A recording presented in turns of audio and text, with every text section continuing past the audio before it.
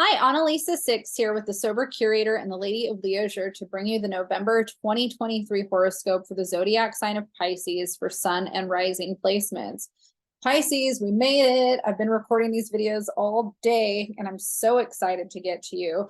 Let's jump right in. So we are in Scorpio season right now. It's October 31st, but we're talking about November. And we have, we've had some Scorpio energy for a while already. So there's already been this theme for you, and it kind of extends itself into the beginning of November. We have a stellium in Scorpio. It's the Sun, Mars, Mercury, and Ceres, all hitting the 9th house for the Pisces horoscope. So the 9th house is the house that Sagittarius traditionally rules, and it has to do with our values and belief systems, long distance travel, other cultures, how we study other cultures, higher education, astrology lives here, publishing lives here, the law, sometimes themes around the law are here. A lot of things happen here. And so these themes are activated for Pisces if you have been reflecting on your values and beliefs, your relationship to spirituality. All of those things come up for review. And, we might be moving more towards a spiritual practice that we've been interested in, or we could be moving away from something that we have already been involved in that is no longer in alignment for us. And so and both could be happening. Maybe we're moving towards something and away from something simultaneously. Scorpio's about death and rebirth. So a lot of times something is dying as we are also birthing something. That kind of transformation process happens when Scorpio energy is activated. So it's a very spiritual time for you, a deep reflective time having this here. And Scorpio and Pisces are both water signs, so they make a harmonious trine. This is also an energy that can enhance our creative energy, our intuition, our ability to channel or kind of tune into the ethereal. This time of year is considered to be when the veil is thin and we're able to connect to the other side. And that is also enhanced with Piscean energy during Scorpio season. So if you're in touch with that side of yourself and you're feeling a lot of presence around you, ancestors, people that have passed, that's enhanced right now with the sun here, but having Mercury, Mars here, like that's even more enhanced. So there it is. Honor the dead, honor your ancestors. The other energy that we enter November with is Venus in Virgo. Venus is finishing her stint in Virgo for the first week of November. And Virgo is the opposite of Pisces. So Pisces and Virgo make an opposition to each other.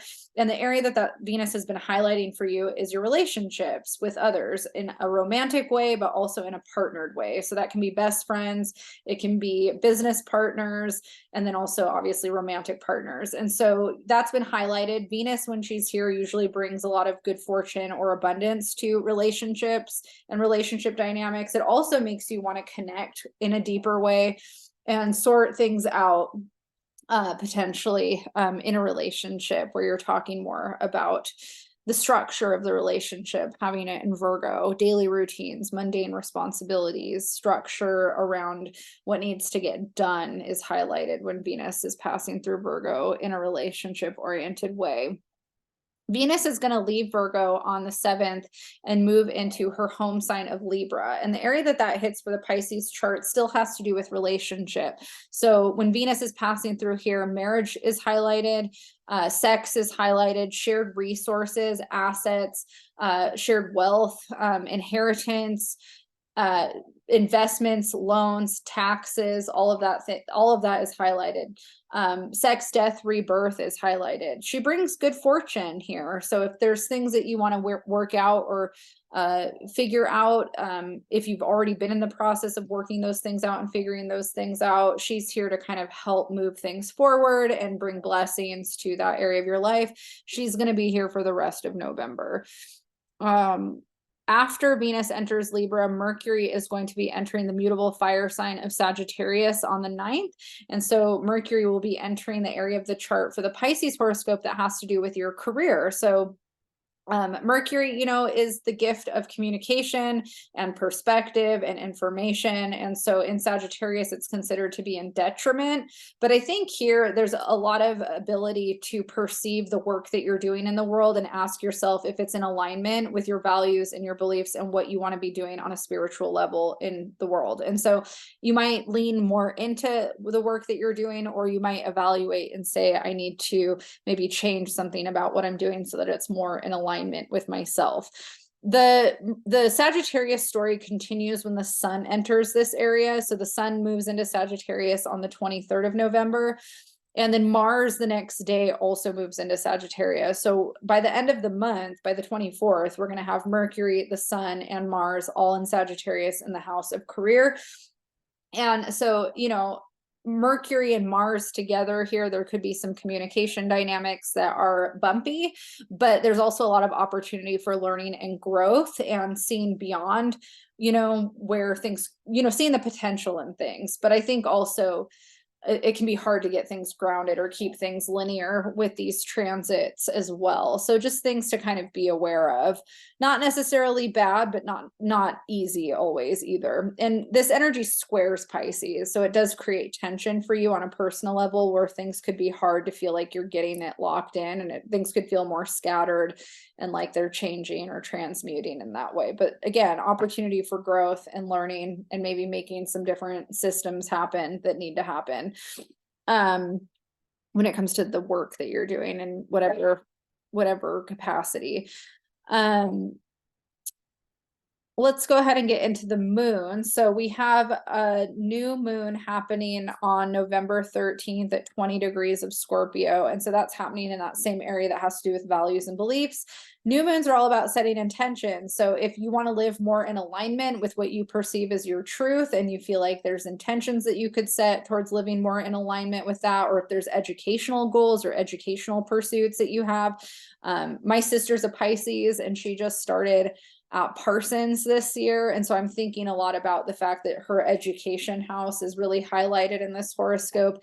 And November 13th would be such a good time for her to set intentions around what she wants to call in terms of personal empowerment in her education. I know she's been partying a lot, so maybe setting some intentions towards focusing more on school instead of partying would be a good one. I don't think she's going to watch this, but if you are watching, we tone down the partying a little bit.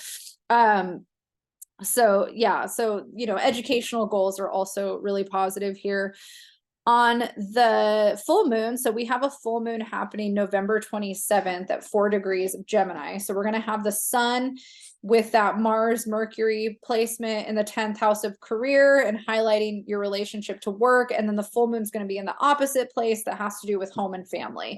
And so this is a great time to set intentions around how you want to progress in your career, but it's also a really positive time to set intentions for what you want out of your home life and your relationship with family members and anybody that you co-live with. My sister has roommates, but I think she's going to be visiting family. But it's like she could manifest or set intentions towards both of those things. What does she want out of her relationship with me as her sister? What does she want out of her relationship with her roommates that she lives with, or her family that she's visiting?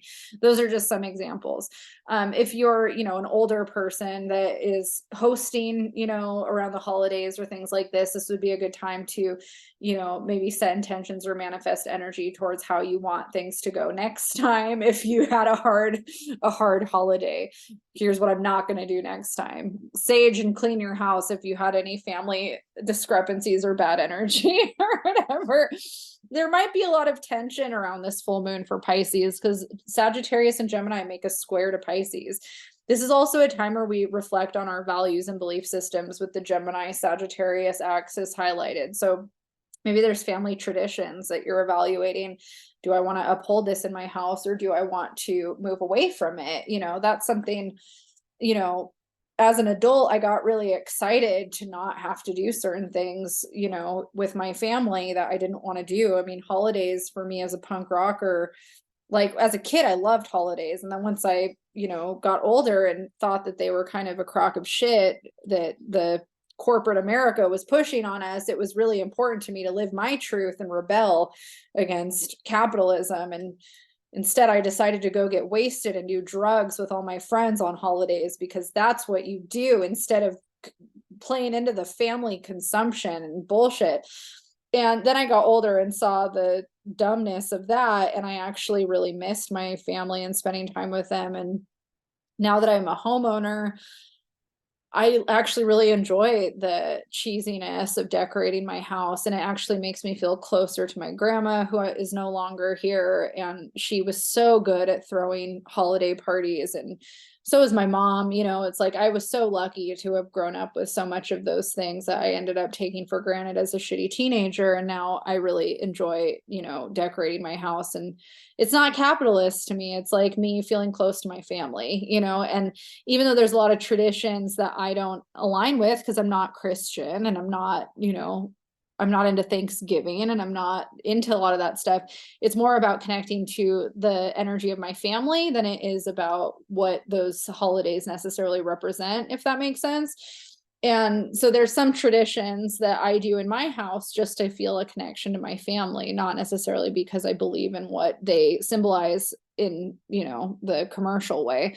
So those are things that, you know, you could be reflecting on in your own life. You know, are there traditions that you want to build for your family? If you have children, to like, what do you want to model? How do you want to raise them? Are there things that you don't want to do anymore because now you're finally independent and away from family, or you're choosing to do your own thing independently, for your own mental health? You know, what does that look like? So those are some big themes around November 27th for the Pisces individual. All right, Pisces, I think I'm going to leave you with that. If you liked this video, make sure to hit the like, subscribe so you can get notifications when I post these. I do them every month. And you can follow me at theladyofleisure.com and thesobercurator.com. And I wish you the best of luck for the November season.